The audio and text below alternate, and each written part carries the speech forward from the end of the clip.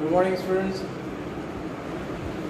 पिछले क्लास में मैंने ये बताया था बैटल ऑफ पानीपत। इस वाली क्लास में मैं आपको बैटल ऑफ खानवा बताऊंगा, जो कि बैटल ऑफ पानीपत से कहीं ज़्यादा इम्पोर्टेंट है, क्योंकि नॉर्दर्न इंडिया पे कन्क्वायर करने के लिए, विजय स्थापित करने के लिए खानवा का बैटल जीतना बहुत ज़रूरी था। क्योंकि खानवा का बैटल में लगभग पूरे देश के हिंदू राजा एक साथ थे और बाबर के साथ मुस्लिम आर्मीज।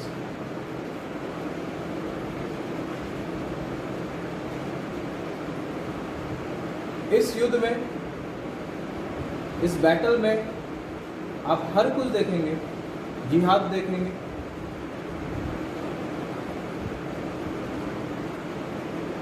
राणा संगा जी का संघर्ष देखेंगे और कैसे राणा संगा जी वीर गति को प्राप्त हुए ये भी देखेंगे, और बाबर की चतुराई देखेंगे, बाबर का वॉरफेयर टैक्टिक्स देखेंगे,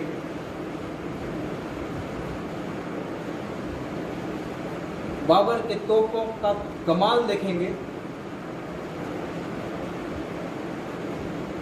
तो आते हैं क्लास में।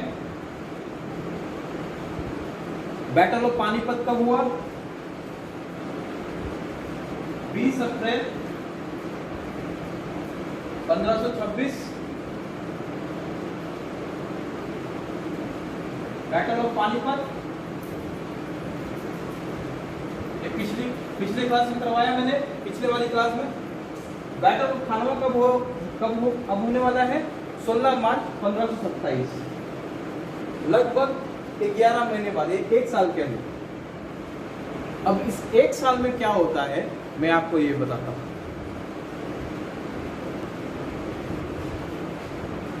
बाबर का कहना यह था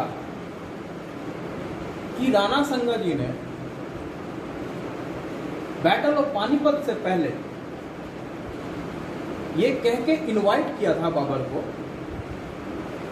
कि आप दिल्ली पर चढ़ाई करना, अब जब बैटल ऑफ पानीपत होएगा तो मैं आपको सपोर्ट करने आऊंगा।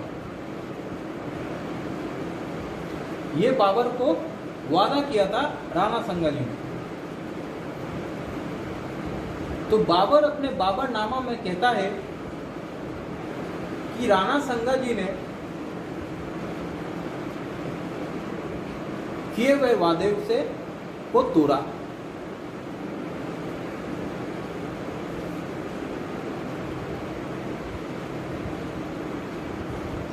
और ये एक युद्ध का एक कारण कह सकते हैं,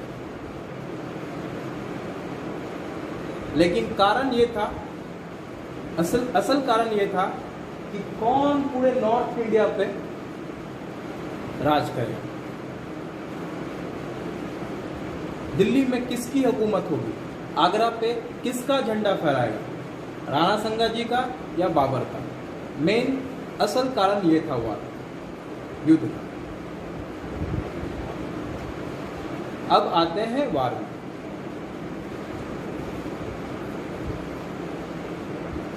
अब राणा संगा जी के बारे में पहले कुछ मैं बता दूं। राणा संगा जी जन्म लेते हैं 1482 एडी। बाबर भी 1482 में जन्म लेता है,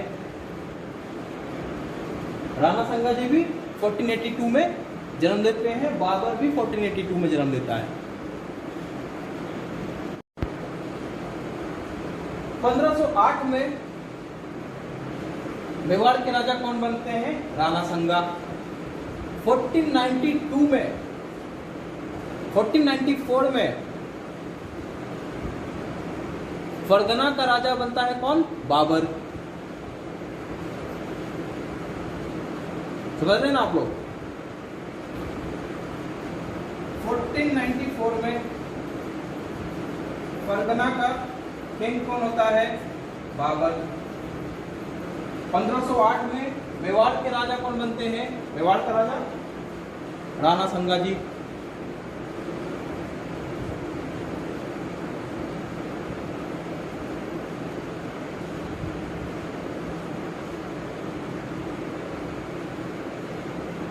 अब मैं आपको बताऊंगा कि मेवाड़ का किंगडम कहां से कहां तक था। ठीक है, मेवाड़ का किंगडम चित्तौड़गढ़, ये ब्लू से बता रहा हूं, चित्तौड़गढ़,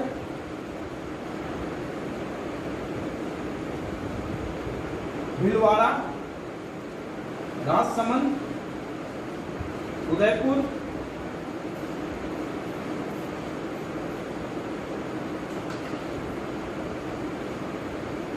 ये 4 डिस्ट्रिक्ट थे। कौन कौन थे?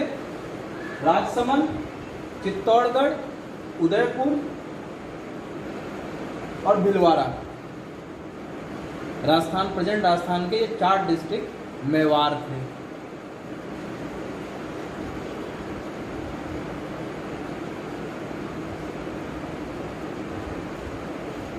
मालवा कौन था?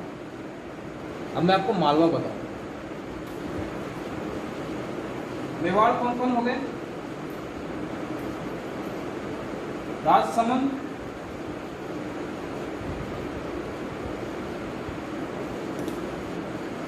चित्तौड़गढ़, मेवाड़ का कैपिटल था ये। मेवाड़ का कैपिटल कौन? चित्तौड़गढ़। तीसरा उदयपुर, चौथा भीलवाड़ा।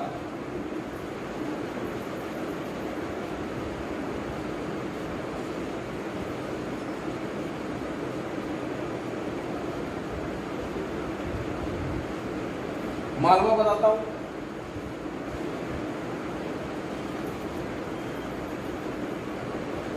नीमुच, मंदसौर,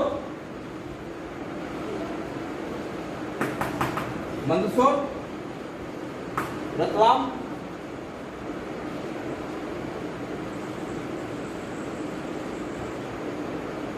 धार, उज्जैन, अगर, शाजापुर, देवस, सीहोर, राजगढ़, गुना।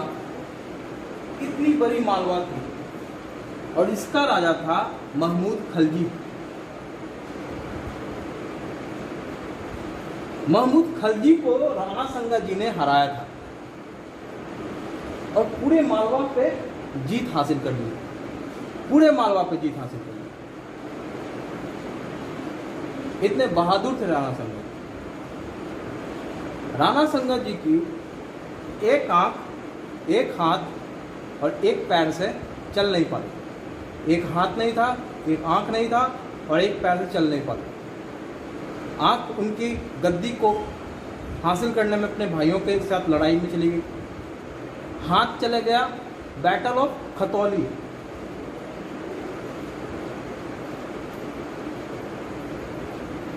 बैटल ऑफ खतौली किसके साथ? लोधियों के साथ लड़ाई में, अगेंस्ट लोधी। लोधियों के साथ लड़ाई में इनके एक हाथ चली गई, लेकिन वो फिर भी हाथ जाने के बावजूद ये जीत गए थे वो बैटल। सोचो कि कितने बहादुर होंगे। एक पैर से में उसी बैटल ऑफ खतौली में ही एक पैर में तीर आके लग गई और वो फिर चल नहीं पाए। फिर भी राणा संगा जी बैटल ऑफ खानवा में बाबर को टक्कर दी है। 80 घाव रहे राणा के तन पे, फिर भी खौफ में रहे बाबर के मन पे। फिर भी खौफ रहे बाबर के मन पे। 80 घाव रहे राणा के तन पे, फिर भी खौफ रहे बाबर के मन पे। ये एक कहावत है। तो चित्तौड़ में ये कहावत कहते हैं लोग। तो सोचो कि कितना सेल्फ डिटरमाइंड होंगे राणा संगा, कितने मजबूत होंगे लोग। हाथ नहीं, पैर नहीं, आंख नहीं, फिर भी युद्ध करनी है, जीतना है, लड़ना है। तो ये कॉन्फिडेंस लाना बहुत ज़रूरी है, ठीक है।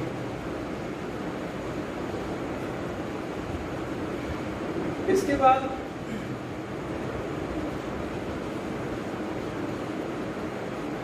अब बाबर का जैसा कहना था बाबरनामा में कि राणा संगा जी ने किया हुआ वादा तोड़ा, जो उन्होंने प्रॉमिस करा था बाबर के साथ कि आप दिल्ली पे चढ़ाई करो, पानीपत में हम आपके साथ हैं, हम आपको सपोर्ट करेंगे। बाबर कहता है कि वो आए नहीं सपोर्ट कर। इसके बाद फिर क्या हुआ कि राणा संगा जी,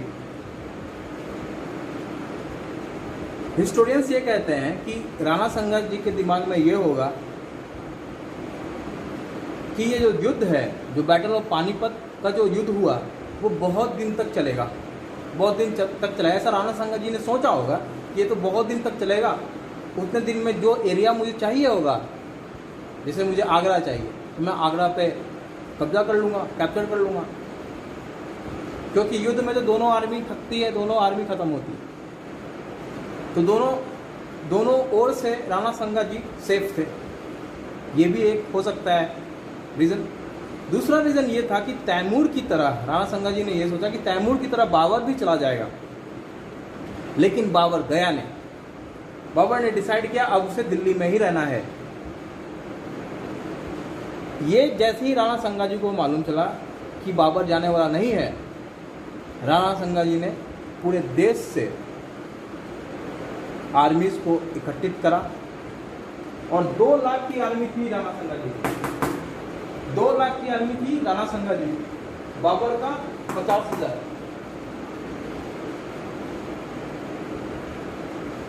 50,000 की आर्मी बाबर की थी, राणा संगा का 2 लाख।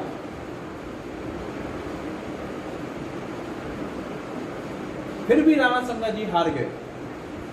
कैसे हारे वो मैं आपको बताऊं। अब क्या हुआ कि बैटल ऑफ खानवा से पहले एक झड़प कह लो, छोटी सी झड़प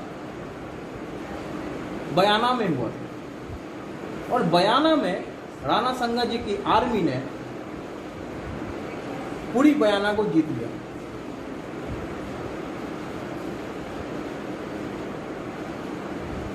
बयाना को इस तरीके से जीता था राणा संगा जी ने कि पूरी मुगलों की आर्मी खौफ में थी।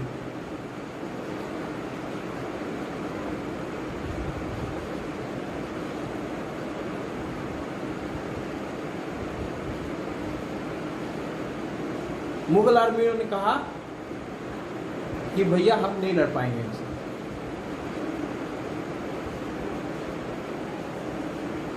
इनसे लड़ेंगे ये राजपूत मरने जान देने में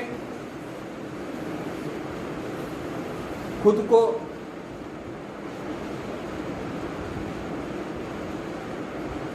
गौरवान्वित समझते हैं, उन्हें अच्छा लगता है जान देना। वो खुद को खुशकिस्मत समझते हैं कि देश के लिए, अपने राज्य के लिए, अपने धर्म के लिए जान देना। राजपूत इस चीज़ को बहुत ही एक तरह वेलर मानते हैं।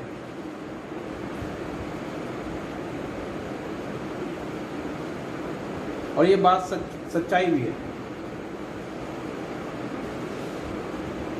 राजपूत ने देश के लिए बहुत दिया है बलिदान। अगर आपको शक है तो आप मेडाइवल इंडिया पढ़ो एक बार तो मालूम चले। तो मालवा का क्षेत्र किसके पास आ गया? राणा संगा जी के पास। उनकी टेरिटरी कहां तक बढ़ गई? राजसमंद से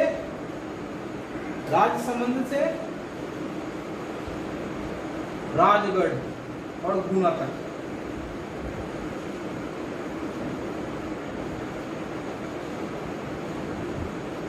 राजसमंद से गुना तक राणा संगा जी की इतनी बड़ी टेरिटरी हो गई, विघ्न बढ़ रही थी, वो राजपूताना कहाँ तक फैलाना चाहते थे, इस गुना से भी आगे यहाँ आगरा तक।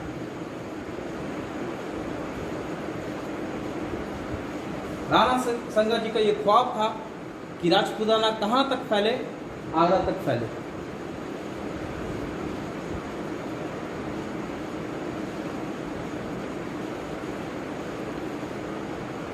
और उस समय आगरा पे किसका आधिपत्य था, बाबर का, क्योंकि वो पानीपत का युद्ध 20 अप्रैल 1526 को जीत गया।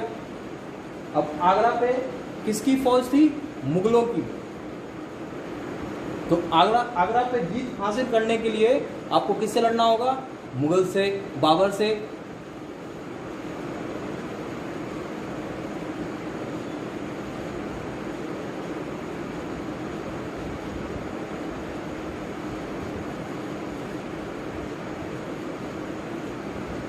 और इसलिए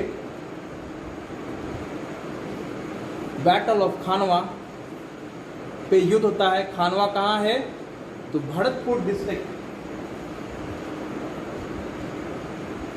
खानवा यहाँ है, देखो स्टूडेंट्स, खानवा यहाँ है, भरतपुर डिस्ट्रिक्ट में एक छोटा सा गांव है खनवा, वहां पे हुआ था बैटल ऑफ खनवा। कब हुआ था, 16 अप्रैल 1527, 16 मार्च 1527 को बैटल ऑफ खनवा, लगभग 11 महीने बाद, मतलब लगभग 1 साल बाद।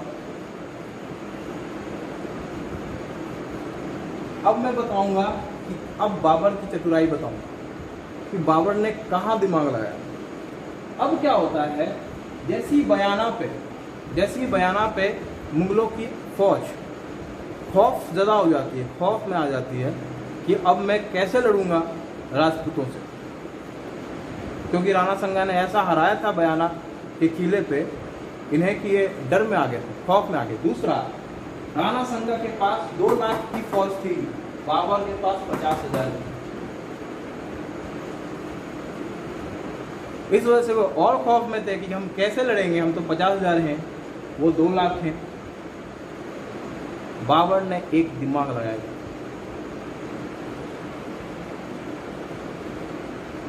वैसे बाबर ने नहीं, ऐसे बहुत सारे रूलर्स हैं मिडावल इंडिया में जिन्होंने जिहाद का बिल्कुल अच्छे से यूज करा है। बाबर ने अपने बाबरनामा में भी कहा है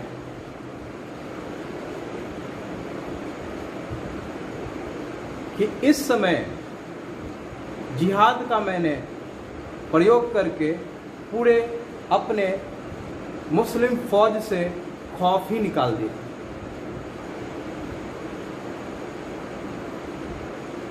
बाबर ने इन 50,000 को कहा कि ये जिहाद है, किसके खिलाफ, इन 2 लाख हिंदू फौजों के खिलाफ।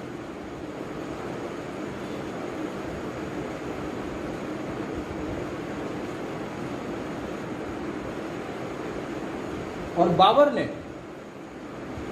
अपने जो डोमिनियंस थे उसके, जो उसका रिग्न था, जो उसका टेरिटरी था, उसमें से उसने शराब पे पाबंदी लगा दी, कोई शराब नहीं पिएगा। उसने सारे वाइन के कंटेनर्स को खाली करा, सभी शराब की बोतलें तोड़ दी।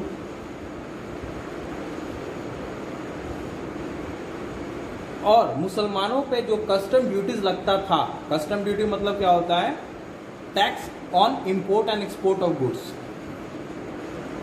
तो उस कस्टम ड्यूटी सिर्फ मुसलमानों के लिए माफ कर दिया। बाकी दिल्ली के जितने भी हिंदू होंगे वो सब कस्टम ड्यूटी देंगे सिवाय मुस्लिम के। अब मुस्लिम्स के कस्टम ड्यूटीज को बाबर ने माफ कर दिया। ये सब उसने इसलिए किया ताकि लोगों को मालूम चले कि वो एक कट्टर मुसलमान है, मतलब कि उसके जो भी आसपास के मुसलमान, जो भी कस्बे होंगे, उन्हें मालूम चले कि बाबर एक कट्टर मुसलमान है और इस जिहाद में सब आके साथ दो। बहुत सारे हिस्टोरियंस ये कहते हैं कि बाबर तैमूर के वंश का था और तैमूरों के आर्मी में क्रिश्चियंस भी होते थे, नॉन मुस्लिम्स भी बहुत होते थे, क्योंकि ईस्टर्न यूरोप भी तैमूर के अंडर था एक समय। तो बहुत सारे स्टूडेंट्स ये कहते हैं कि तैमूर के कोई भी रूलर या फिर बाबर कह लो कट्टर मुसलमान नहीं थे, वो पॉलिटिकल कॉन्फ्लिक्ट्स के कारण या फिर पॉलिटिकल इंटरेस्ट के लिए वो ऐसा कहते थे। क्योंकि बाबर नामा में भी बाबर ने ये कहा है कि जब मेरी आर्मी बिल्कुल खौफ में थी तो मैंने जिहाद का सहारा लिया और जिहाद के सहारा से मेरे आर्मी में एक अजब का साहस आया और मैं ये युद्ध जीत गया।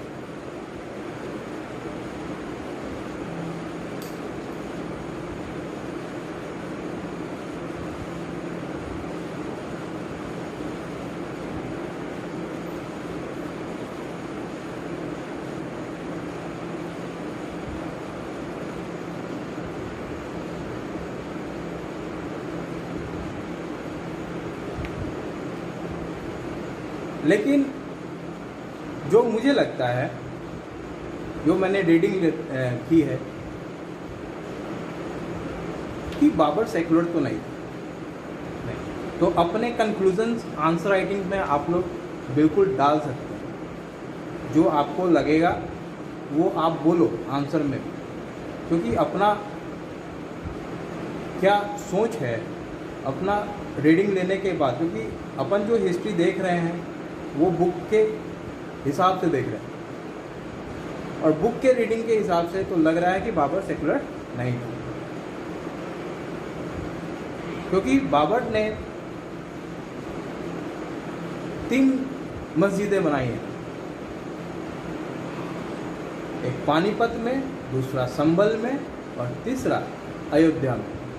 और इसके इंजीनियर थे मीर बांकी जी इसके इंजीनियर थे। मंदिर को तोड़ना और बाबर नामा में बार बार इन्फिडल्स कहना, काफिर कहना जो नॉन मुस्लिम्स हैं, या फिर पैगन कहना, पैगन इन द सेंस मूर्ति पूजक हैं, फिर मूर्ति पूजकों को मारा, ये सब आप पढ़ोगे बाबर नामा में तो उसमें लिखा हुआ ये चीज़, उस समय लिखी हुई चीज़ है। तो वो रीडिंग लेने के बाद ये साफ लगता है कि बाबर सेकुलर नहीं था। ये मेरी सोच है जो मुझे पढ़ने पे लगा। बात बाकी सतीश चंद्र के बुक में ये लिखा हुआ है कि बाबर ने ये सब पॉलिटिकल इंटरेस्ट के लिए किया, जिहाद का घोषणा करना, ये सब पॉलिटिकल इंटरेस्ट के लिए।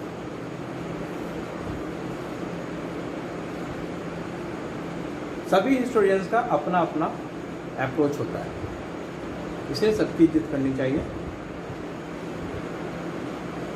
अब आते हैं बैटल में कि कैसे बाबर ने पहला चतुराई तो जिहाद का नारा दिया और सभी अपने मुस्लिम फौजों में डर निकाल दिया, डर को ख़त्म कर दिया, खौफ को ख़त्म कर दिया। अब उनके जो आर्मी जो थी वो बिल्कुल बेखौफ हो चुकी। कौन? अब हम लोग देखेंगे, अब आते हैं बैटल पे, क्योंकि खौफ तो ख़त्म हो गया, अब सिर्फ खौफ ख़त्म होने के कारण बाबर जीत गया ये भी कहना गलत है। तो पहले देख लेते हैं बाबर का वॉरफेयर टैक्टिक्स क्या था। पिछले वाले बैटल ऑफ पानीपत में क्या था? तुगलुमा,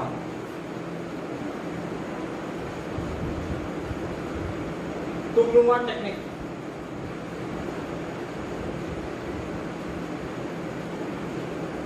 तुगलुमा एंड अराबा, ये वॉरफेयर टैक्टिक्स कहाँ था? फर्स्ट बैटल ऑफ पानीपत में तुगलुमा एंड अराबा टैक्टिक्स था वॉरफेयर का। वही सेम टैक्टिक बैटल ऑफ खानवा में भी बाबर यूज करेगा। अभी आप देखो कैसे। बाबर ने क्या करा कि इस बारी, अच्छा बाबर में एक के बारे में एक और चीज बताता हूं। बाबर अपनी गलतियों से बड़ा सीखता था। बाबर अपने गलतियों से बहुत सीखता था। तो बाबर ने बैटल ऑफ पानीपत में ये चीज देखी थी कि पिछली बारी वो अपनी बैलगाड़ियां रस्सी से बांधी थी, रस्सी से बांधी थी, बहुत ही मजबूत रस्सी से बांधी थी बैलगाड़ी काट से। और उस पानीपत के बैटल से वो उसने ये सीखा कि इस बारी रस्सी जो है वो थोड़ी कमजोर होती है, टूट भी गई क्योंकि तोपें चलती हैं तो पीछे बिल्कुल फोर्स से आता है तो वो बिल्कुल फोर्स लगाता है बैलगाड़ियों पे। और बैलगाड़ी किससे बंधा हुआ था? रस्सी से। तो रस्सी कहीं कहीं टूट गई थी। तो बाबर ये जानता था कि पिछली गलतियों को वो दोहराता नहीं था। बाबर की एक बहुत अच्छी खासियत थी कि वो पिछली की हुई गलतियों को बिल्कुल दोहराता नहीं। तो इस बारी वो सोचा कि बैटल ऑफ खानवा में उसने रस्सी के जगह उसने क्या यूज करा? Iron chain. उसने ये काट है, ये बैलगाड़ी है, इसने इसको कैसे बांधा? कैसे बांधा? आयरन चेन से। इसको कैसे बांधा? आयरन चेन से। इसको कैसे बांधा? आयरन चेन से। इसको कैसे बांधा? आयरन चेन से। और इन आयरन चेनों को बांधने के बाद इसने दोनों बैलगाड़ियों के बीच में, जो मैंने पिछले क्लास में बताया था, उसने क्या छोटी दीवार बना दी। उस छोटी दीवार पे उसने क्या रखा? बंदूकची मेन, मैचलॉक मेन, तो और मूवेबल तोप थी वो। मूवेबल तोप मतलब कि उसमें चक्के लगे थे उन तोपों में। छोटी छोटी तोपें भी थी, बड़ी बड़ी तोपें भी थी। तो छोटी तोपें आराम से मूव कर सकती थी। छोटी तोपें यहाँ भी मूव कर सकती हैं, यहाँ भी मूव कर सकती है, यहाँ भी, यहाँ भी, यहाँ भी, चारों जगह मूव कर सकती है छोटी तोपें। अब क्या होता है, राणा का आर्मी कितना है? 2 लाख। राणा की आर्मी कितनी है? 2 लाख की। बाबर की 50,000। अब बाबर पहुंच जाता है खानवा और वहां पे वो बाबर हमेशा युद्ध से पहले एक जगह को चुनता था। पानीपत को किसने चुना था? बाबर ने। खानवा को किसने चुना था? बाबर ने। पानीपत को इब्राहिम ने नहीं चूज किया था, नहीं खानवा को राणा ने चूज नहीं किया था। पानीपत और खानवा दोनों बाबर ने चूज करा था। ये था दिमाग, इसको कहते हैं प्रिपरेशन। अगर आपकी तैयारी सही है, आप बहुत बड़े से बड़े जंग जीत सकते हैं। बाबर से सीख मिलती है हमें। बाबर पहुंच गया खानवा, लगाया दिमाग, उसने यहां गड्ढा खोदा, यहां गड्ढा खोदा और बीच वाली एरिया को छोड़ दिया, जो कि सेंटर है। मुगलों का सेंटर सबसे मजबूत होता है।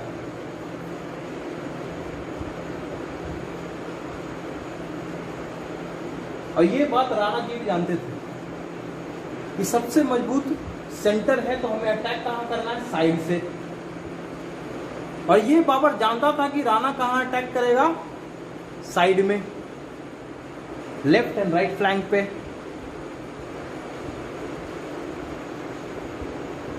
इसलिए बाबर ने यहां क्या करा? गड्ढा खोला, गड्ढा खोद दिया। बिल्कुल कहां पे गड्ढा खोद दिया? यहां पे, यहां पे गड्ढा खोदा, यहां पे गड्ढा खोदा, यहां पे गड्ढा खोदा। कहां? लेफ्ट एंड राइट फ्लैंक पे, किनारे।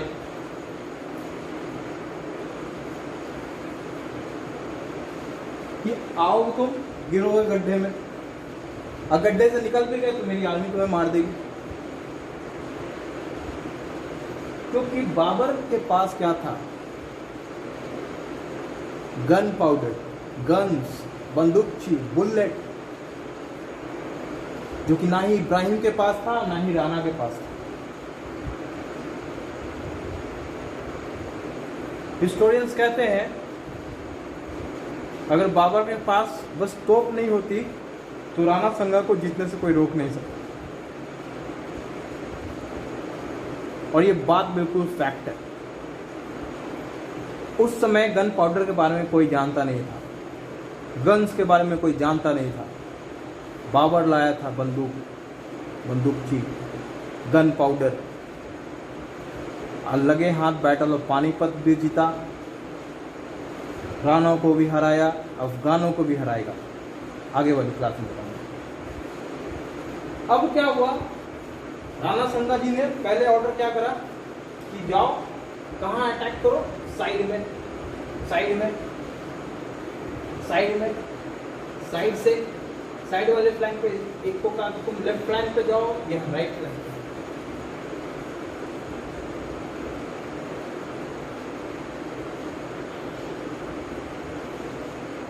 आर्मी आई लेफ्ट फ्लैंक पे, गिरी गड्ढे में। राणा जी को लगा कि लेफ्ट फ्लैंक पे हम जीत नहीं सकते, क्योंकि लेफ्ट फ्लैंक जैसी आर्मी जाती थी नीचे गिर जाती है, और जो बचते थे उसे बंदूक से गोली से मार दिया जाता था। बाबर इसे मार, पूरा गोली मारी, इधर तोप मारे। जब तोप मारता था बाबर तो यहाँ के घोड़े और हाथी, राणा के घोड़े और हाथी पागल हो जाते थे डर से, आवाज से, और अपने ही आदमियों को, अपने ही आर्मी मैन को कुचलने लगते थे। पूरा कियोस हो गया राणा के आर्मी में। राणा ने सबसे पहले कहाँ भेजा, लेफ्ट फ्लैंक और राइट फ्लैंक, क्योंकि राणा को पता था कि मुगलों का सेंटर सबसे मजबूत है, क्योंकि वहाँ तोप है, मुगलों के सेंटर पे तोप है। तो राणा पहले डिसाइड किया कि पहले मैं साइड से मारूंगा,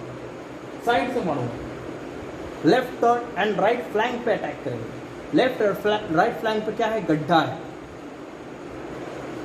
तो आर्मी वहां पहुंचती है, वहां गड्ढे में गिर जाती है, और गड्ढे से निकल भी गई, बच भी गई, तो कौन मार देगा, बंदूक, गोली लगी।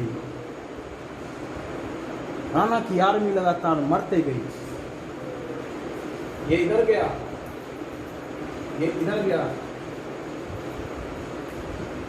राणा की आर्मी मरते गई। फिर राणा ने फिर डायरेक्शन दिया अपने आर्मी को कि अब आप लोग सेंटर पे अटैक करो, क्योंकि साइड से हम अटैक पे जीत नहीं पा रहे हैं। राणा ने यही गलती की। अगर राणा बस साइड से ही करते, साइड पे ही अटैक लगातार करते, तो एक ना एक बारी तो वो साइड फ्लैंक टूट ही जाती, टूट नहीं थी। लेकिन राणा घबरा गए और राणा ने सभी को डायरेक्शन दिया कि तुम सेंटर में जाओ। यही बाबर चाहता कि तुम आओ सेंटर। बाबर ने डायरेक्ट ऑर्डर दिया, मारो बम। लगा बाबर मारने, राणा की आर्मी फिर खत्म, मरते गए सेंटर पे।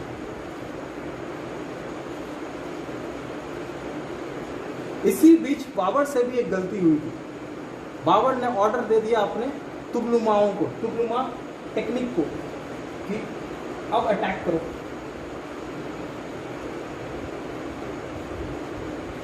तुगलुमा टेक्निक में बाबर हमेशा 2 कंटिंजेंट्स ऑफ आर्मी रखता है, बिल्कुल फाइन हॉर्समैन का। हर युद्ध में, पानीपत में लेफ्ट, एक को सिटी के पीछे रखा, एक को पेड़ों के पीछे रखा। 2 कंटिंजेंट्स हमेशा रखता है वो तुगलुमा टेक्निक के लिए। और इस वाले में भी बाबर ने 2 कंटिंजेंट्स रखे हुए थे। उनको बाबर ने ऑर्डर कर दिया, कंटिंजेंट्स निकले यहाँ के रास्ते, हॉर्समैन निकले अटैक करने के लिए।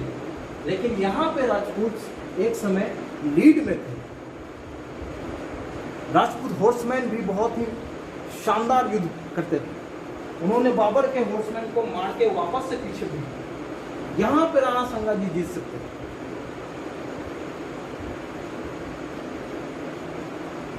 बाबर की आर्मी पीछे आ गई थी, लेकिन इतने में ही सिलहदी, जो कि राणा संगा जी के साथ था। राणा संगा जी के साथ कौन कौन था? महमूद लोदी,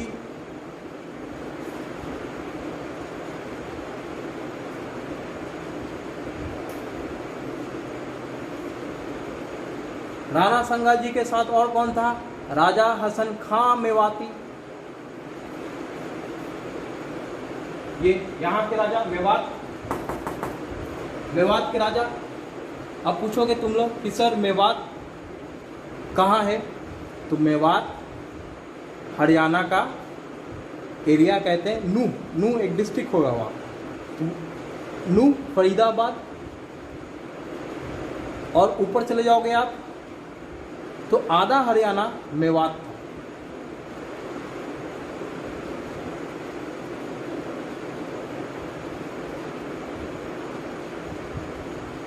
और इनका कैपिटल हुआ करता था अलवर।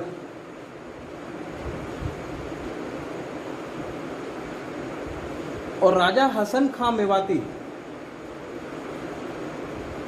मुस्लिम राजपूत रूलर थे। मुस्लिम राजपूत रूलर मतलब जो राजपूत से मुस्लिम में कन्वर्ट हुए। बता देता हूँ मेवाती के बारे में भी। तो राजा हसन खां के पूर्वज कौन थे? राजा नहर खान, उनका असली नाम, पहले उनका जो नाम था राजा सोनवाड़ पाल, वो कन्वर्ट हुए थे दिल्ली सल्तनत के रूल में।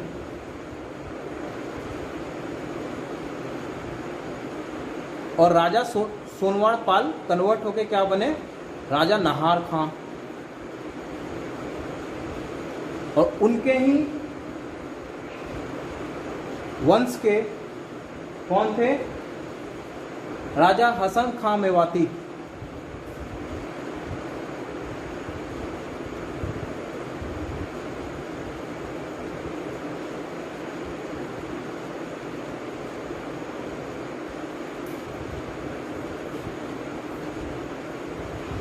अब आप कहोगे कि इन्होंने क्यों साथ दिया राजा संगा का, राणा संगा का? तो आप देखेंगे कि मेवात जो है, बाबर कहाँ था? दिल्ली में और आगरा में, मतलब यमुना के राइट हैंड साइड। अगर बाबर को छोड़ दिया जाएगा, अगर बाबर नीचे तक तो जाएगा ही जाएगा। तो मेवात कहाँ है? यमुना के left hand side, right hand side Babar है और लेफ्ट हैंड साइड मेवात है। तो मेवात का बाउंड्री किससे कनेक्टेड था? मेवात का पड़ोसी कौन हो गया? मुगल्स। तो मेवात सबसे पहले मुगल किस पे अटैक करेगा? अगर जितना है पूरे नॉर्थ इंडिया तो मेवात पे। तो मेवात का राजा कौन? राजा हसन खां मेवाती। तो राजा हसन खां मेवाती कहाँ जाएंगे? किसके पास जाएंगे? राणा संगा के पास। उसी तरह से महमूद लोदी क्यों आया राजा संगा के पास? क्योंकि राणा संगा के पास क्यों आया? क्योंकि अगर राणा संगा ये युद्ध जीत जाते हैं बैटल ऑफ खंडवा, तो दिल्ली की वापस से सल्तनत किसके पास आएगी? लोदियों के पास, महमूद लोदी के पास, जो कि इब्राहिम लोदी का छोटा भाई था।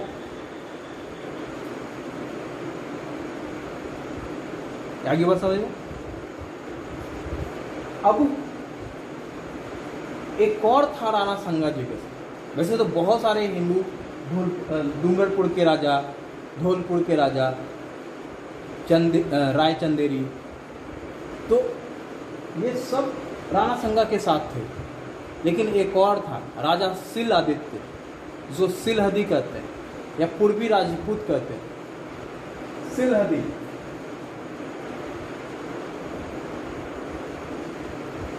के पास 30,000 का राजपूत आर्मी थी। सिलहदी के पास 30,000 का राजपूत आर्मी थी। वो किसको सपोर्ट कर रही थी? राणा संगा को। और जिस वक्त राणा संगा जी लीड में थे, जो मैं यहाँ पर हूँ, राणा संगा जी का हॉर्समैन किसको मार के हराया? बाबर के हॉर्समैन को पीछे कर दिया। तुगलुमाई जो हॉर्समैन थे उसको मात दे दी थी एक समय राणा संगा जी के हॉर्समैन, राजपूत हॉर्समैन। और इसी वक्त सिलहदी ने, जो राजा सिल आदित्य के 30,000 राजपूत आर्मी जो थी, राजा सिलहदी ने साइड को चेंज किया, धोखा दे दिया राणा संगा। और राजा सिल आदित्य की आर्मी कहाँ गई? बाबर के पास।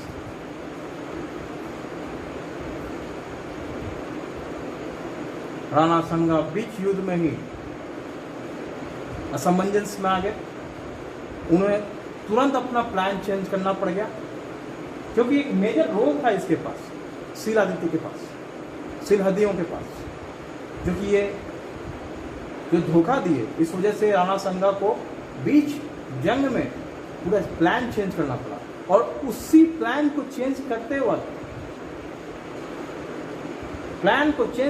वक्त ही एक बुलेट आके राणा संगा जी को लग जाती है। एक बुलेट राणा संगा जी को आके लग जाती है। राणा संगा जी बेहोश हो जाते हैं, अनकॉन्शियस हो जाते हैं।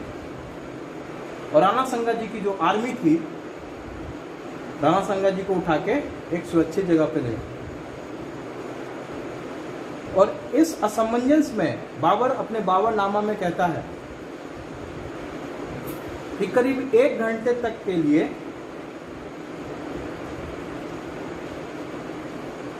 राणा संगा के आर्मियों को समझ ही नहीं आ रहा था कि वो क्या करे। और इस 1 घंटे में बाबर ने इतना मारा राजपूतों को कि वो अपने बाबरनामा में कहता है कि bands and bands of pagan मतलब होता है मूर्ति पूजक, bands of pagan were collecting their bodies and supporting their men to main,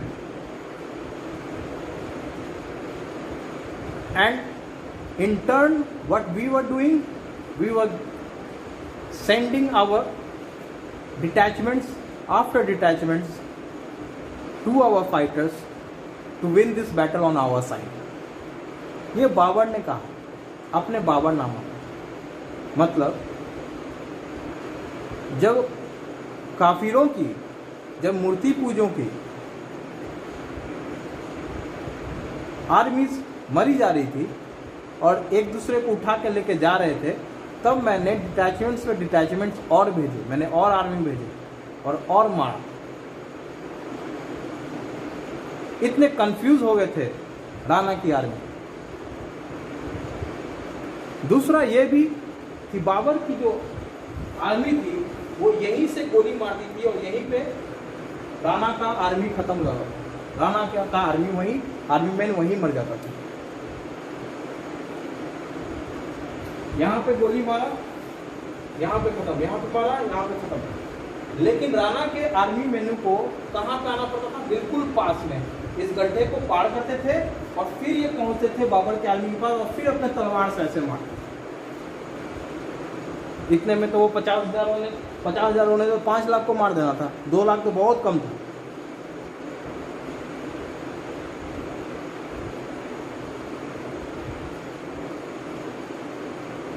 और इस वजह से तो जब राणा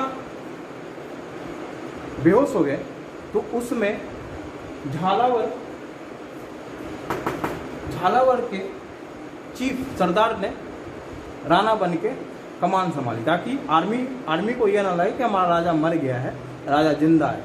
तो झालावर के चीफ ने इस युद्ध को संभाला। और बाबर कहता है अपने बाबरनामा में कि झालावर का जो चीफ, जो सरदार था, वो बहुत ही पुअर जनरल था, बहुत ही पुअर कमांडर था। वो सही से कमांडिंग नहीं दे पाया, क्योंकि युद्ध सिर्फ एक राजा नहीं लड़ता है। अगर झालावाड़ के चीफ सरदार सही से कमांडिंग और जनरलशिप करते तो शायद तब भी ये जीत जाते राणा संगा, तब भी आर्मी बहुत थी। लेकिन क्या गलती करा उन्होंने, झालावाड़ के राजा ने? वापस से उन्होंने आर्मी को क्या डायरेक्शन दिया कि तुम वापस से साइड फ्लैंक पे अटैक करो, मतलब लेफ्ट फ्लैंक और राइट फ्लैंक पे अटैक करो। और वापस से आर्मी सेंटर से हटके फिर पीछे, फिर सेंटर से वापस से डाइवर्ट होकर कहाँ जा रही है? फिर साइड में, फिर साइड में, फिर साइड में। फिर से गड्ढा, फिर से दूर से ही गोली मारे, फिर से तोप मारे।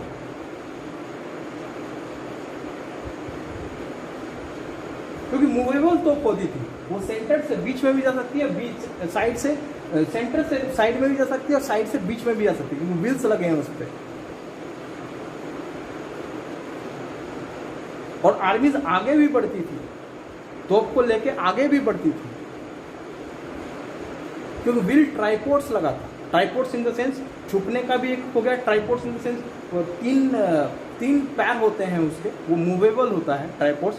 वो सुरक्षा कवच भी होता है मिलेट्स की तरह, और वो उसके पीछे तुम छुप भी सकते हो, गोली मार के वापस छुप सकते हो, उसको आगे भी बढ़ा सकते हो। क्योंकि और उसने उस ट्राइपोर्ट्स के बहुत सारे ट्राइपोर्ट्स बनाए थे बाबर ने, और उस बाबर ने उस ट्राइपोर्ट्स को चमड़े वाले रस्सी से बिल्कुल बांध दिया था, ताकि वो मूवेबल हो।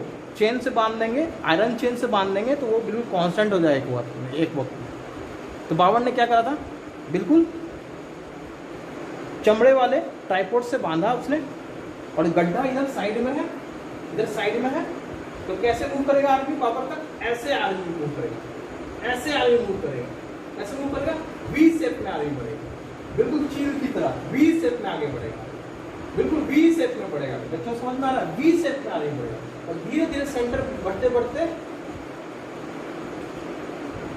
बिल्कुल जितने भी राजपूत के कमांडर्स थे, राणा के कमांडर्स थे, ऐसे जब वो वी शेप में मूव करने लगा बाबर की आर्मी, तो राजपूत के कमांडर धीरे धीरे उनको बाहर आना पड़ गया। पहले तो वो सैनिकों के पीछे छिपे थे, मतलब पीछे होकर लड़ रहे थे, छिपा वर्ड गलत है, लड़ रहे थे। अब जैसे ही ये वी शेप में आगे बढ़ने लग गया बाबर की आर्मी, कमांडर्स को आगे आना पड़ गया लड़ने। और बाबर ने उन कमांडर्स का काम तमाम कर दिया, सभी कमांडर्स को मारने लग गए। हिस्टोरियंस कहते हैं कि एक समय राणा की आर्मी कमांडर लेस हो गई थी, लीडर लेस हो गई थी, एक भी कमांडर्स बचा ही नहीं था।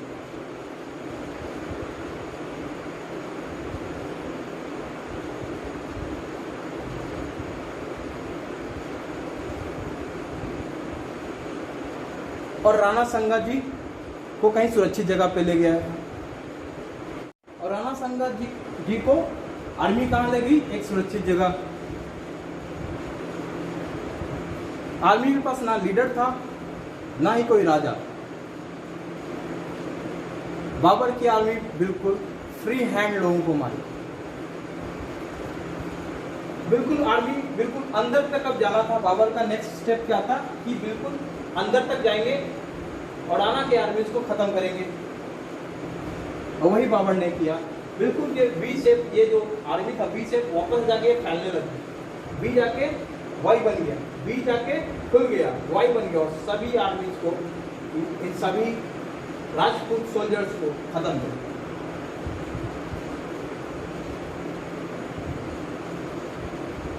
कहते हैं कि इतनी लाशें थी कि बयाना, अलवर और आगरा तक लाशें मिली हैं राणा संगा के आर्मी की, राणा संगा जी की आर्मी।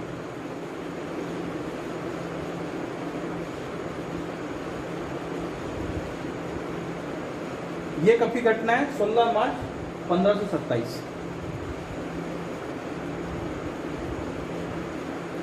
राणा संगा जी किसी सुरक्षित जगह पे है, बाबर ये युद्ध जीत चुका है। राणा संगा जी जब उठते हैं तो बहुत ही गुस्से में रहते हैं कि मुझे क्यों ले आए तुम रणभूमि से।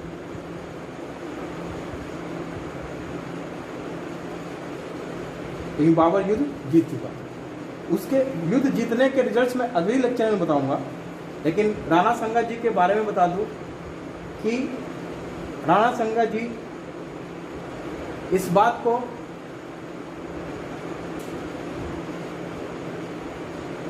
अपना नहीं पा रहे थे कि मैं ये युद्ध हार चुका हूं, क्योंकि राणा संगा जी की आर्मी 2 लाख थी, लेकिन टेक्नोलॉजी में बहुत पीछे थी।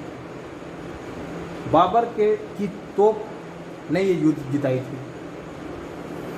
तोप के आगे तलवार फेल हो गई, राणा संगा जी हार गए, पर वो इस चीज़ को एक्सेप्ट नहीं कर पाए और राणा संगा जी वापस से ये एक और युद्ध चाहते थे। तो राणा संगा जी के खुद मंत्रियों ने, नोबल्स ने, क्योंकि इतने लोग मरे थे, मंत्री और नोबल्स ने ये सोचा कि अगर राणा संगा जी जिंदा रहेंगे तो वापस से युद्ध होएगा, वापस से लोग मरेंगे। क्योंकि टेक्नोलॉजी में अभी भी वो पीछे थे, वो समझ नहीं पा रहे थे कैसे जीतेंगे। गुस्से में लिया हुआ डिसीजन हमेशा बैकफायर होता है और यही कारण था कि नोबल्स ने उनके खाने में जहर दे दिया और 30